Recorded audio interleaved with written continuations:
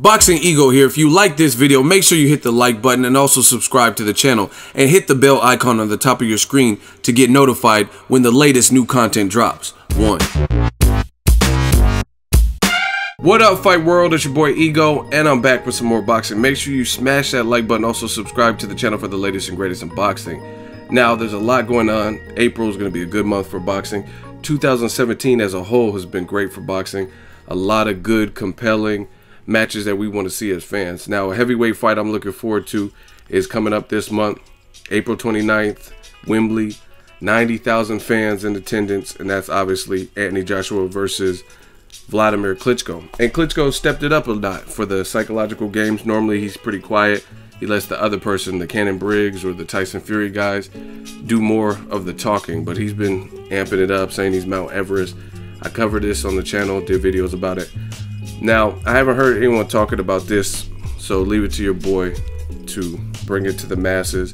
And it's Deontay Wilder is going to be ringside at the Wembley Stadium for Joshua Klitschko. This is good news, man, because I did a video about this in the past. Luis King Kong Ortiz, he's pulled from the Berto Porter. His team decided he has like some kind of fracture on his thumb, and they decided better safe than sorry. You know what I mean? Instead of turn out a performance where you can't use both your hands to your ability, then you're better off holding out. And as much as I don't like to see that, because I wanted to see the King Kong fight, it makes sense because King Kong is in line to be the #1 mandatory for Joshua Klitschko winner. So why risk getting beat because you have one inoperable hand, or even having another Malik Scott type of performance where people are like, oh, that wasn't all that. This guy isn't really a problem. So I understand King Kong Ortiz and team's decision to sit out. They're injured, right? But Wilder's going to be ringside with Sky Sports, and I think he's going to be calling the fight, or in between the fights, they're going to chime in with Deontay Wilder, April 29th. And he did an interview with Sky Sports. Shout out to them. Link in the description. And he's stayed true to what he's wanted, which is to unify and to get the big fights. Now, he hasn't necessarily, since Bermane Stiverne, I wouldn't say he fought anyone quite as rated as a Bermane Stiverne, who was then champion, but he's maintained that he wants to do that, right? And Deontay Wilder said, and I quote, "I wouldn't miss this for anything," referring to Joshua Klitschko. "I would definitely be over, and I can't wait to see my UK fans and friends, and it will be great to have my presence there. I'll be working with Sky Sports box office, and I'm going to enjoy the fight. I'm looking forward to the whole experience. It will be a different bird's eye view, as I would like to call it. I will be a lot closer, see a lot more things, and as I am a fighter, I know what I'm looking for." That's why coming to fights like these is so important, not only to show my face to the fans, but to make my presence known to the fighters as well. I will let them know I am there, and I'll be looking at who I want next, right? If I can get in the ring afterwards, I would love to, but I will be respectful as well. I am a respectful type of champion as well, right? So, I mean, link in the description. Shout out to Sky Sports.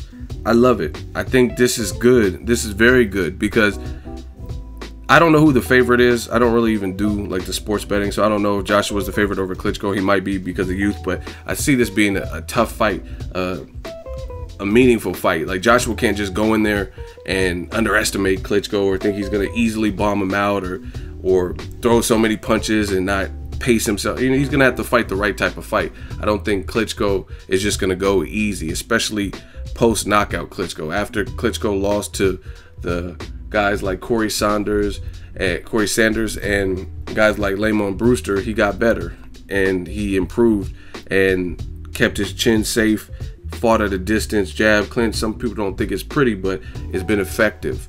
And that's what it's about. It's about winning. And I mean, obviously, if you have a deficiency, let's say it's your chin or whatever, you're not going to want to expose that where people are going to easily be able to find the chinks in your armor. You know what I'm saying? So Klitschko is a long-standing champion, even though he doesn't have the belts. He lost to Tyson Fury, but you got to respect the man. I did do a 7 reasons. I picked AJ to beat Klitschko, but again, it has to be the right game plan. It has to be thought out, methodical, and I gave my 7 reasons why I'm picking that. I love having Wilder in attendance and calling the fight. It's just the heavyweight division for a long time. It was just really the Klitschkos. After Lennox Lewis retired, it kind of went dormant. But now you got some guys, Cannon Briggs, he knows how to sell himself. He's getting a title shot. You got Wilder. You got Wilder, his mandatory with the WBC is Bermane Stavern, I believe. You got Joseph Parker, Hughie Fury, a good fight. You got Gerald Washington. He just said recently he would like to fight Dillian White. So those are two guys that, you know what I mean, are worthy of future title shots because they had title shots, came up short. Dillian White fought Joshua, came up short. He wasn't able to duplicate what he did in the amateurs. Gerald Washington just fought against Deontay Wilder and came up short. So there's just a lot of action, you know what I mean? And obviously the cream of the crop is Joshua Klitschko. I think that's the biggest high profile fight in the heavyweight division right now that's already on the books. But I like that because if Joshua does win, then I could really see them building up for a Joshua versus Deontay Wilder type of fight. And I think they would even do it in America and to build his profile. And I'm telling you, man, that's a good fight. Like I honestly, I gotta see how Joshua looks. If he just looks like ferocious, I want to eat his kids, and he looks ferocious against Klitschko, I don't know. But as of right now, I would favor Wilder, and that's off experience. A lot of people in boxing, the Danny Garcias, the Deontay Wilders, or Floyd Mayweather, whoever you hate, Andre Ward, people always disrespect these American champions, like, oh, he ain't beat no one, who is this, and he ain't fought no one in a long time. But they're clearly doing something in there, you know what I mean? I think guys like Gerald Washington, Johan Duhaupas, they may not be the guys who had already challenged for titles or whatever, but not everyone's going to just be able to go in there and do that. Amir Mansour lost, in my opinion, to Gerald Washington, right?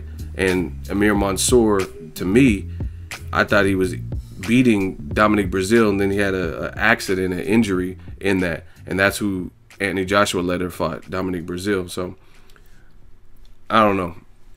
I rate Washington over Breazeale. And Breazeale, that's some more drama. I did a video about it. Wilder's being sued by Dominic Breazeale, which is kind of weird to me because you're a professional fighter.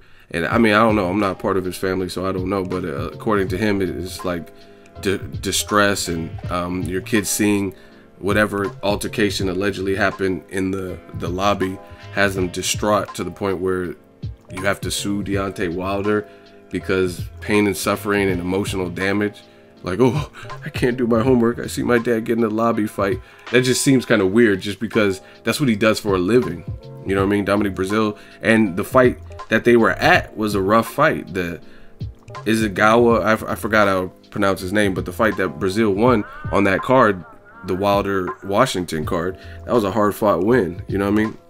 And I believe he got knocked down in that particular fight. The Joshua fight, Breazeale looked like the fly. I don't know, maybe his family didn't go to the UK, but his eye was all busted up. So this is what he does for a living. So it's weird. You usually don't see, especially in the heavyweight division. I understand when Canelo Alvarez, when he fought that much smaller dude, I forgot his name too, but he fought him in Mexico over a girl or something, and I guess he knocked his teeth out. Like, that makes sense. Canelo was too damn big for that dude. Isra or whatever the dude's name is, I forgot. But I'm sure you guys can remind me in the comment section. Something like that is different, but Deontay Wilder and Breazeale are in the same division, so they have the same promoter or advisor too, Al Heyman. I would be like, Al, schedule that fight. You know what I'm saying? Winner takes all purse or something, but whatever.